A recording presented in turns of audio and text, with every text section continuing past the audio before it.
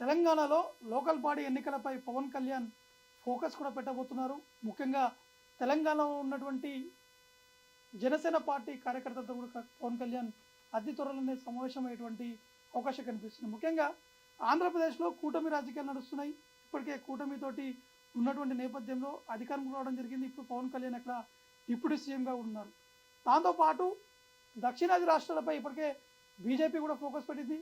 గతంలో చూసాము, తెలంగాణపై ఖచ్చితంగా అధికారంలోకి వచ్చేందుకు అనేక ప్రయత్నాలు కూడా చేశారు. స్వయంగా మోడీతో పాటు అమిత్ షా, అటు బీజేపీలో ఉన్నటువంటి అనేక మంది సీనియర్ నాయకులు కూడా తెలంగాణలో ప్రచారం కూడా చేయడం జరిగింది. కానీ ఈసారి పవన్ కళ్యాణ్ తోటి తెలంగాణలోకి అడుగు పెట్టేటువంటి విధంగా ఒక ప్లాన్స్ కూడా కొనసాగుతున్నట్టు తెలుస్తున్నాయి. మొదటగా ఈ లోకల్ బాడీ ఎన్నికలపైనే ఫోకస్ కూడా చేసేటువంటి అవకాశం కనిపిస్తుంది. మొదటగా తెలంగాణలో మాత్రం జనసేన పార్టీ ఒంటరిగా వెళ్ళాలని చెప్పేసి భావించారు.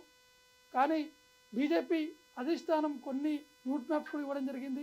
ఖచ్చితంగా దక్షిణాది రాష్ట్రాల అధికారంలోకి వెళ్ళాలంటే మాత్రం ఖచ్చితంగా పవన్ కళ్యాణ్ ఫేస్ అనేది ఉంటే ఖచ్చితంగా ఇంకా ముందుకు కూడా వెళ్ళేటువంటి అవకాశాలు ఉన్నాయని చెప్పేసి బీజేపీ భావిస్తుంది. కాబట్టి పొత్తుతోటి ముందుకు వెళ్ళాలనే ఆలోచనతోటి పవన్ కళ్యాణ్తో పాటు బీజేపీ ఉన్నటువంటి కొంతమంది ముఖ్య నేతలు కూడా అధిష్టానానికి చెప్పినట్టు కూడా తెలుస్తుంది. ఎందుకంటే రీసెంట్గా జరిగినటువంటి అసెంబ్లీ ఎన్నికల్లో కూడా జనసేన పార్టీ తెలంగాణలో ఒంటరిగా కూడా పోటీ చేయడం జరిగింది.